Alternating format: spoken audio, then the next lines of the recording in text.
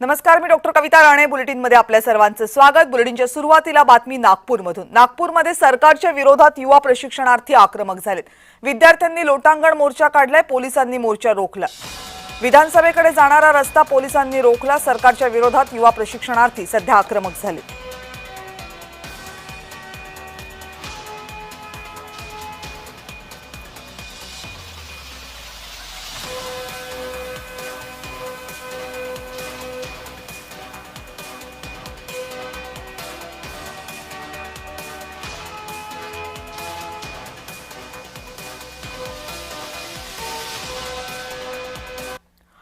आणि या संदर्भात आणखीन माहिती जाणून घेण्यासाठी आता माझ्यासोबत आहेत नागपूरहून आपले प्रतिनिधी तेजस मोहतुरे. तेजस, काय नेमकं झालंय? हा मोर्चा काढण्याचं कारण नेमकं काय?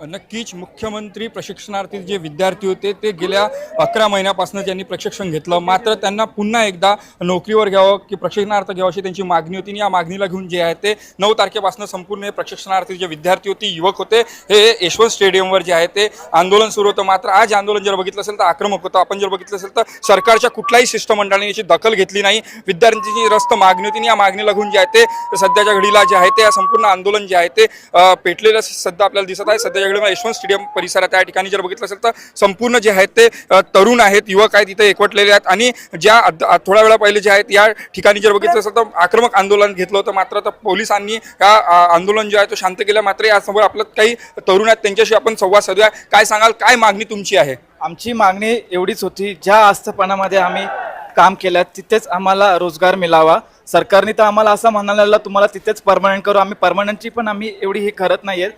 9-19 आम्ही आंदोलन वेगळ्या प्रकारे आम्ही आंदोलन केलेत. सरकार आमचा कोणतेही निर्णय घेण्यामागे खंबीर होत नाहीये. सरकार ही निवडणूकच्या आधी जुम्मा ही योजना आणलेली होती, लाडकी बहीण लाडका भाऊ. मी चांगल्या कुठल्या तरी जॉबमध्ये होतो आणि मी हे जॉब सोडून या योजनेच्या अंतर्गत आलो. माझ्यासारखे सर्वच भाव या योजनेचा लाभ घेता आल्याचा 11 महिन्यानंतर जर सरकार आमचा कोणताच विचार घेत नसेल तर 11 महिन्याचे आम्ही हे रोजगार घेतले ते आमची ती वेस्ट ऑफ टाइम झालेली आहे योजनेमध्ये. तर त्याचा भरपाई करून सरकार देणार आहेत का? आज सर्व प्रशिक्षणार्थी इथे जल्लोष झालेले होते. आज आमच्यावरती लाठीचार्ज झालेली आहेत, महिलांवरती सुद्धा लाठीचार्ज झाले. पण एवढी अपेक्षा आम्हाला सरकारकडनं नव्हती, कारण की तुम्ही युवक आहात, युवकवरती आम्हाला आम्ही काय अतिरेकी आहोत का? आम्ही आमच्या हक्काच्या न्यायासाठी आम्ही लढत होतो, तर आमच्यावरती लाठीचार्ज करायची गरज काय होती? आम्ही काय तुम्हाला काय भीक मागत नव्हतो. आम्ही जे तुम्हाला म्हणत तुम्ही आम्हाला ते आश्वासन दिलेले होते तेच आम्ही मागत होतो. आणि सरकारकडनं एवढीच अपेक्षा आम्हाला नव्हती, कारण की सरकारपासून आम्ही सर्व युवक नाराज आहेत. आपण बघू शकता की युवकांशी खेळू नका, शब्द फिरू नका, अशा प्रकारचे जे आहे ते या युवकांचे म्हणणे. आपण बघू शकता की कॅमेरामॅन दीप दाखवेल की संपूर्ण जे हे आहेत इथे देवेंद्र फडणवीस यांनी लाडकी बहीण योजना राबवली. मात्र आपण जर बघितलं असेल हीच लाडकी बहीण जी आहेत सध्याच्या घडीला यशवंत स्टेडियम परिसरात आपल्या हक्काच्या मागणीसाठी इथे बसलेले आहेत. आपण काही तरुणीशी सुद्धा बातचीत करण्याचा प्रयत्न करू. काय सांगाल, काय एकंदरीत आपण आपली सरकार पुढे हाक आहे? आम्हाला रोजगार द्या. आम्हाला यांनी चॉकलेट दाखवलं, आज देतो उद्या देतो. 10 वाजतापासून आम्ही उपाशी येऊन बसलो आहे इथे. 5 मिनिटात तुम्हाला नेऊ देतो, 10 मिनिटात नेऊ देतो. आता किती वाजले? पहाटे. शिष्टमंडळ आलं, सरकारच्या शिष्टमंडळ काही कोणीच नाही आलं.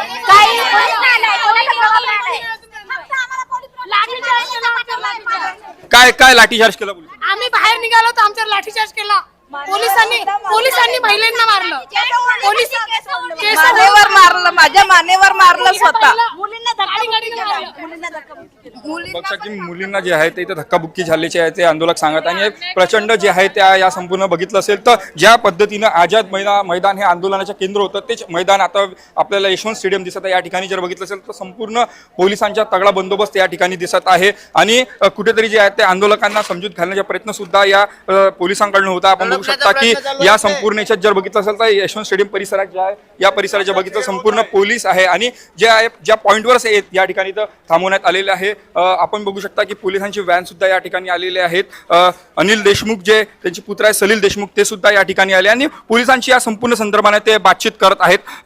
पोलीस व्हॅनमध्ये जे आहेत ते सलील देशमुख बसलेले आहेत आणि या संपूर्ण संदर्भात ते चर्चा करत आहेत की ज्या पद्धतीने 11 महिने या संपूर्ण विद्यार्थ्यांनी जे आहे ते प्रशिक्षण घेतलं, आता त्यांना कुठेतरी ही सरकार देवेंद्र फडणवीसची सरकार ही गाजर दाखवायचं असं म्हणणं या संपूर्ण तरुणांच्या आणि विद्यार्थ्यांवर जे आहे ते लाठीचार्ज झाल्याचं म्हणणं सुद्धा आंदोलकांचे. आपण बघू शकता की या ठिकाणी जे आहे संपूर्ण आंदोलन आंदोलक एकत्र आलेले आहेत. यांची रस्त मागणी आणि संपूर्ण आपण बघितलं असेल तर कोणी ग्रामपंचायतमध्ये, कोणी पंचायत समितीमध्ये, वेगवेगळ्या शासकीय डिपार्टमेंटमध्ये संपूर्ण जे आहे ते लोक काम करत होते. आणि आपण बघू शकता की हे संपूर्ण हे आहेत व्हिडिओ कॉलर. आपल्याला जय महाराष्ट्र हे व्हिडिओ कॉल आणि व्हिडिओ कॉलमध्ये बघू शकतात की संपूर्ण आतमध्ये टाकलेले संपूर्ण हे प्रशिक्षणार्थी यांना जे पोलीस व्हॅन मध्ये आता पोलीस यांना नेत असताना दिसत आहे पकडून. आणि या संपूर्ण याच्यात आपण आपला कॅमेरामॅन जो दीप मिश्रा आहे जो आपल्याला दाखवत आहे. अशा प्रकारचे जे आहे सध्या आंदोलक जे आहेत ते आक्रमक झाल्याचे सध्या चित्र नागपुरात दिसत आहे. आपण अनेक विद्यार्थी आहेत, काय सांगाल, काय मागणी आहे तुमच्या सगळ्याच्यात?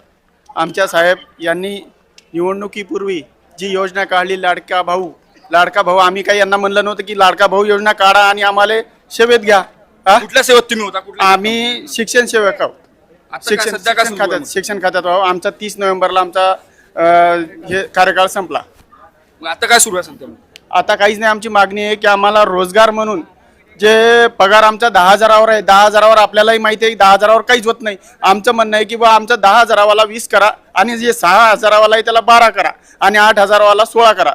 कुठून आलात आपण? आम्ही वाशिमवरून आलो. आपण कुठून आलात? मराठवाडा दुष्काळी भाग. आपण बघू शकता की वाशिम मराठवाडा दुष्काळी भागातून संपूर्ण ग्रामीण भागातील तरुणांना यांची मागणी जी आहे ते रस्त मागणी आणि 11 महिने ह्या लोकांनी प्रशिक्षण घेतलं. मात्र जे आहेत ते सरकारने जे आहे त्यांना गाजर दाखवल्याच्या म्हणणे या संपूर्ण तरुणाचे. आणि आपण बघू शकता की हे संपूर्ण जे आंदोलक जे आहेत ते 9 तारखेपासून या ठिकाणी आंदोलन करत आपली मागणी मागत आहेत. मात्र सरकारचं कुठलंही शिष्टमंडळ या ठिकाणी भेटीला आलं नाही. मात्र जे आहे ते आक्रमक पवित्रा घेतला. यशवंत स्टेडियम बाहेरच पॉईंटवर त्यांना इथं थांबवण्यात आलं. विधान भवन इथनं 5 किलोमीटर आहे. मात्र 5 किलोमीटरच्या अंतराच्या पहिले जे आहे या ठिकाणी आंदोलकांना थांबवण्यात आलं. आपण बघू शकता की संपूर्ण पोलिसांच्या बंदोबस्त या ठिकाणी दिसत आहे. ज्या पद्धतीनं आपण आझाद मैदान बघतोय, आंदोलनाचे केंद्र आहे, त्याच पद्धतीने जर बघितलं अधिवेशना काळात हे यशवंत स्टेडियम जे आहे ते एकंदरीत आंदोलनाचे केंद्र बनते. त्यामुळे आक्रमक जे आजच्या अधिवेशनाच्या 6व्या दिवस आणि 6व्या दिवशी जर बघितलं असेल तर आक्रमक पवित्रा आहे संपूर्ण आंदोलनाने घेतलं आहे.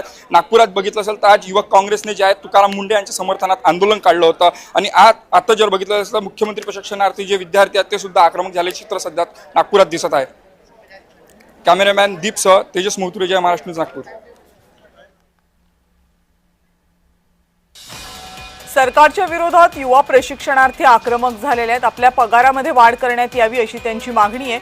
आणि आक्रमक झालेल्या विद्यार्थ्यांना रोखताना पोलिसांना सौम्य लाठीमार करावा लागला. त्याबद्दल या आंदोलकांनी तीव्र निषेध व्यक्त केला.